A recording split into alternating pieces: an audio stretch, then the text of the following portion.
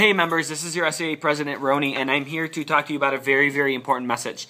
The theme that I will be using in this message over and over again is there are 5 things that need to be done over the next 5 weeks that will have a dramatic impact on what the next 5 years will look like in our teaching profession. And I'm talking drastic. We are talking either coming up with great support and resources or losing programs, reducing class sizes, or losing teachers. So not status quo anymore. This is either going to be really, really good or it's going to take us backwards because of how critical these 2 things are. And I'm referring to Prop 204, which is a 1 cent sales tax continuation, so it maintains it, and I'm talking about the SUSD override. Both of these initiatives must pass. They have to pass, and in the next 5 weeks, there are 5 things that you can do to ensure that they pass. So let me give you some startling numbers just to stress how important it is that we get these 2 things to go.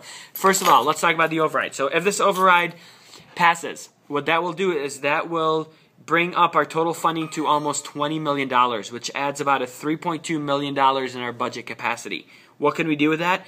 Decrease class sizes, make sure that we support these different programs that might be cut, support athletics, music and art programs, the gifted program, all of those things. That money will go to help those. If it doesn't pass, obviously we lose money, but we lose almost $13 million over the next 3 years. Give you an idea what that looks like. That is 180 less teachers. 180 teachers will lose their job.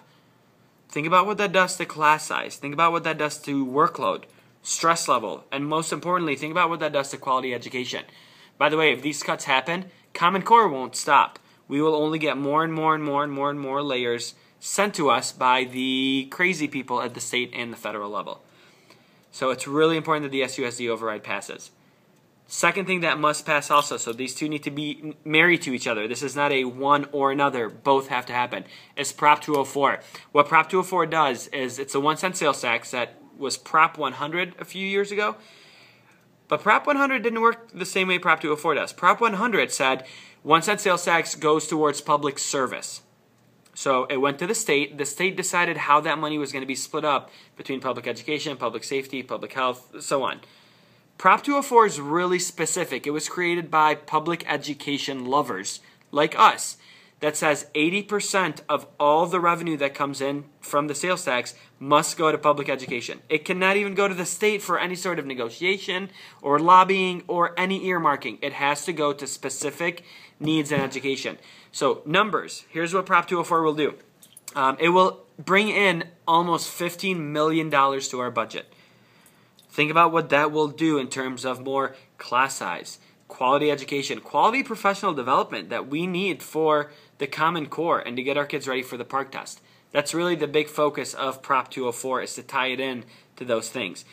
If it doesn't happen, well, we will lose $15 million. $15 million is going to be about 290 teachers. So take a second to think about what would happen if our district, just our district, lost 290 teachers. The best and most beautiful thing about Prop 204 is the keyword forever. We do not ever have to vote yay or nay on this topic after November. And if it does fail, we won't have a chance for another initiative like this for another 10 years. So the next 5 weeks, because early ballots drop October 11th, will determine at least the next 5 years. So here are the 5 things that you can do. Number 1, vote. Teachers have one of the worst and lowest demographics of voters. Please vote, whether it's early ballot or whether you go to the actual voting places or the polling places to vote. Number 2, talk to people. Talk to your friends, talk to your neighbors, talk to people in your HOA, talk to your doctor, talk to your dentist, talk to your mechanic. Talk to anyone you can within boundaries of law. So you can't obviously talk to your students about this. About making sure that SUSD override and Prop 204 pass. So those are 2 critical things that you can directly do. Third thing, your home email. Your site reps have been getting home email networks not to spam you with things, but to communicate effectively about these 2 measures. And we can't do it using school resources. Those are laws that are bound by the legislation to make sure that we don't communicate and obviously come together to vote for public education. That's what the home email is for. Please give your home email network. You can even email it to me. It's sea@susd.org. That's the third thing. Number 4, do something. Go out there and do something. We have created a calendar of events that include phone banks, calling pro-education voters, so positive people, and just telling them, hey, these are the 2 issues, just like I'm doing to you right now. And there's a script, real easy, a group of people do it, and it ends up being a lot of fun. You could canvass on Saturday mornings. We'll meet up, have a little breakfast, and then walk around to neighborhoods just informing people about Prop 204 and the override.